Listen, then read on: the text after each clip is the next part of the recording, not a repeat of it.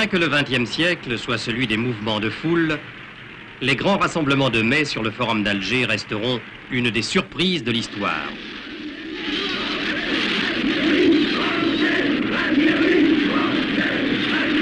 Ce phénomène collectif sans précédent qui s'étendit bientôt à l'ensemble du pays, et surtout cette participation des musulmans qui depuis 4 ans se cantonnaient dans la réserve, ont provoqué dans le monde un tel étonnement que les observateurs crurent d'abord à un enrôlement contraint et forcé. Mais devant cette levée en masse, les plus sceptiques durent se rendre à l'évidence. Le mouvement algérien n'était plus seulement le sursaut patriotique des Européens se croyant menacés d'abandon, il devenait aussi la manifestation d'espoir des musulmans libérés de la peur. La révolution algérienne eut sa nuit du 4 août. Les Européens firent abandon de leurs privilèges et, dans cette fête de la fédération permanente, les mots égalité, fraternité, justice revenaient sans cesse.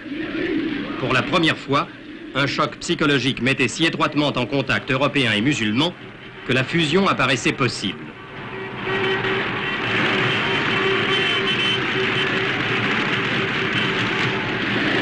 Ainsi naissait dans les esprits l'image d'une Algérie nouvelle, d'une Algérie fraternelle, où les deux communautés marcheraient la main dans la main.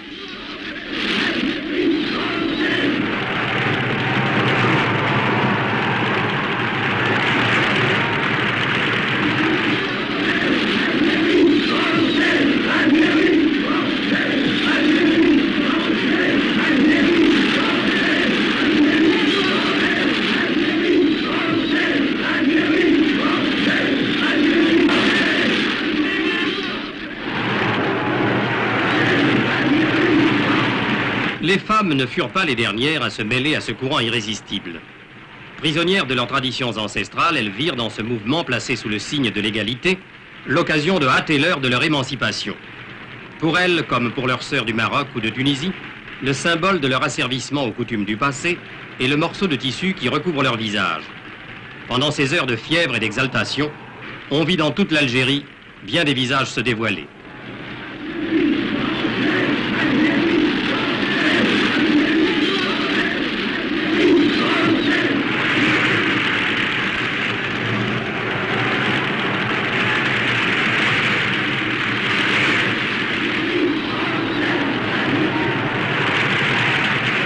Pendant des jours et des jours, le Forum d'Alger fut une sorte d'immense creuset bouillonnant où des éléments de nature différente entraient en fusion sans que l'on pût savoir ce qui résulterait de cette synthèse.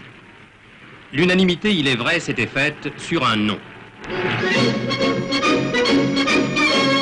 Pour les Européens, Charles de Gaulle est l'homme du 18 juin, le soldat qui a refusé de baisser le front devant l'adversité. Pour les musulmans, c'est le général victorieux, qui symbolise la force de la France et aussi son libéralisme, car ils n'ont pas oublié les promesses de Brazzaville. C'est le héros digne de prendre place dans les mythes poético-révolutionnaires de la légende arabe. Pour tous, c'était l'homme capable d'unir les deux communautés dans la paix, aussi étroitement que l'avaient été dans la guerre les compagnons d'armes européens et musulmans.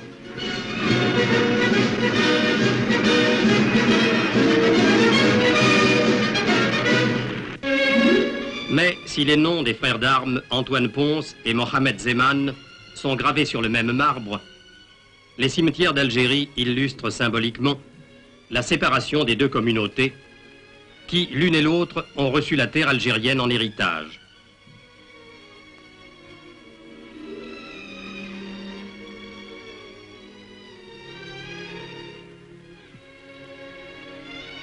Jusqu'ici, la fusion totale n'a jamais pu s'accomplir. Et pourtant, la cohabitation n'a jamais soulevé de problème. Le mot ségrégation n'est pas français. En Algérie, les scènes de la vie quotidienne donnent l'apparence d'une interpénétration si étroite des populations qu'un observateur superficiel imaginerait mal qu'un fossé ait pu se creuser entre elles. De même, les écoles fournissent des preuves si évidentes de l'égalité des écoliers de toute race que les images les plus naturelles ont l'air d'illustrer des thèmes de propagande. Et pourtant, entre les deux communautés, une inégalité fondamentale existait. L'histoire de l'Algérie est bien connue. Pays pauvre, habité au siècle dernier par une population réduite et disparate, acharnée à tirer une maigre subsistance d'un sol ingrat. La mise en valeur de ce pays déshérité a exigé un important apport de capitaux et de techniciens, qui fut l'œuvre des Européens. Il s'est passé ici ce qui se passe dans tous les pays vivant dans un régime d'économie libérale. En contrepartie de leur apport, les Européens acquirent une condition supérieure à celle des musulmans. Si tous les Européens n'étaient pas de riches colons et tous les musulmans de pauvres fellahs, personne ne conteste que le standard de vie des premiers était supérieur. Leur horizon n'était pas celui de la Casbah ou des bidonvilles, et, jusqu'à une date récente, on comptait bien peu de locataires musulmans dans les beaux immeubles d'Alger. Mais on peut à cette inégalité trouver bien d'autres causes. Paradoxalement, le développement de l'hygiène et de l'assistance médicale est une de ces causes. La population musulmane est passée de 2 à 9 millions d'âmes en un siècle. Il eût fallu qu'à cet accroissement démographique exceptionnel correspondit un développement économique parallèle. La pauvreté du pays ne l'a pas permis. À ce déséquilibre s'ajoutaient encore les discriminations qu'entraînait inévitablement dans la vie quotidienne le respect des gouvernements français pour les croyances et les coutumes.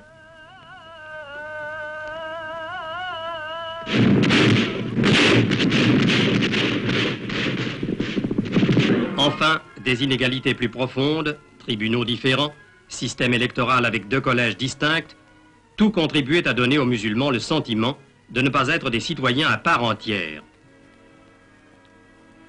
La rébellion qui depuis 4 ans déchire ce pays a trouvé là un de ses prétextes et sans doute le principal. L'objectif des forces militaires est donc d'enlever à cette rébellion toute raison d'être en multipliant les efforts pour rapprocher les 2 communautés. Il est à peine nécessaire de rappeler les actions entreprises dans le bled par les officiers des sections administratives spécialisées.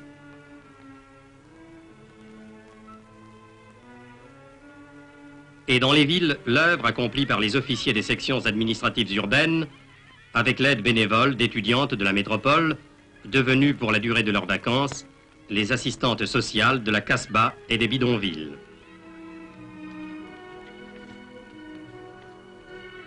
Tous ces contacts directs, tous ces conseils, tous ces rapports humains et déjà fraternels ont sans doute contribué à créer un climat moral propice à la réconciliation. Certains signes, certaines preuves de fidélité à l'œuvre commune avaient fait naître des espoirs nouveaux. La découverte du pétrole saharien démontrait qu'en retrouvant la paix, l'Algérie pourrait du même coup voir s'ouvrir devant elle un avenir de travail et de prospérité jusqu'alors insoupçonné. L'importance de cet apport saharien, qui pouvait bouleverser l'économie du Maghreb, de l'Afrique et peut-être même de l'Europe tout entière, n'avait pas échappé à l'homme qui, quelques mois plus tard, devait, sur cette même terre, découvrir une flamme immense sortant de toutes les âmes.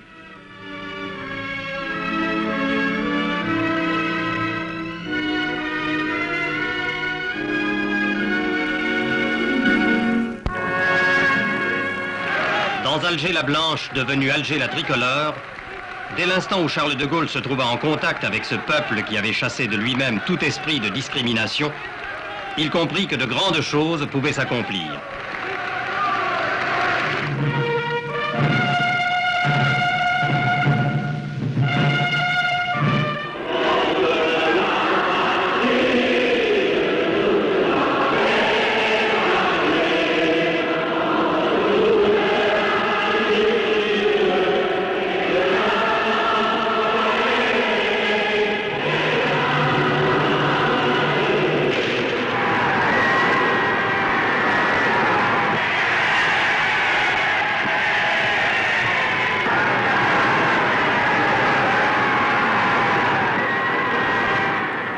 La France considère que dans toute l'Algérie, il n'y a qu'une seule catégorie d'habitants.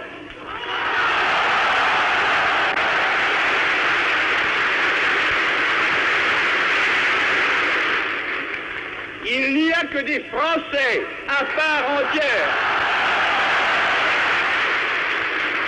Des Français à part entière avec les mêmes droits et les mêmes devoirs.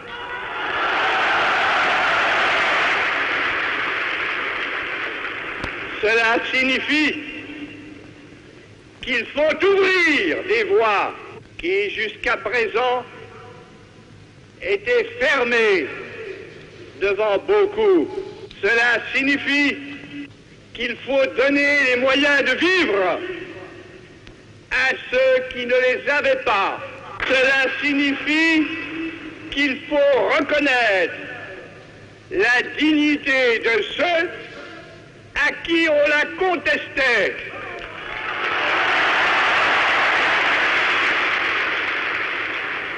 Cela veut dire qu'il faut assurer une patrie à ceux qui pouvaient douter d'en avoir une.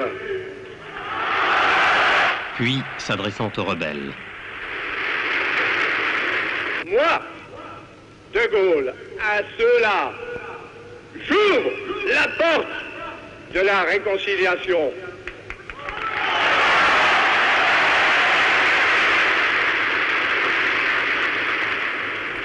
Jamais, plus qu'ici et plus que ce soir, je n'ai senti combien c'est beau, combien c'est grand, combien c'est généreux, la France!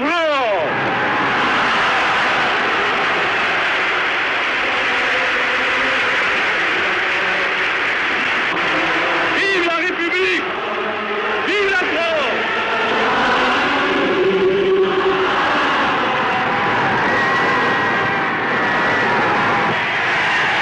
Tout au long du périple algérien qui allait successivement le conduire à Constantine, à Beaune, à Oran, à Mostaganem, le général de Gaulle devait vérifier l'importance de la participation musulmane au mouvement déclenché par le choc des événements de mai.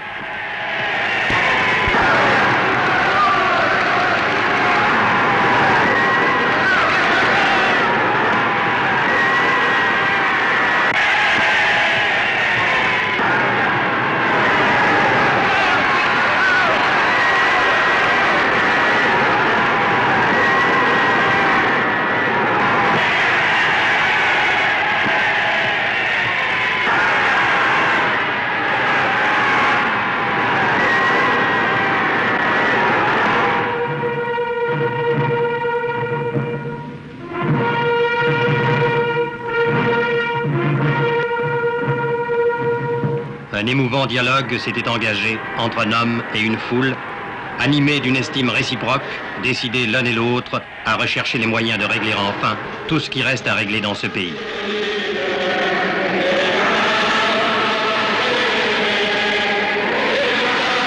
Mostaganem fut la dernière étape du voyage. Et nulle part ailleurs, on n'avait vu autant de burnous dans les foules rassemblées autour du président de Gaulle.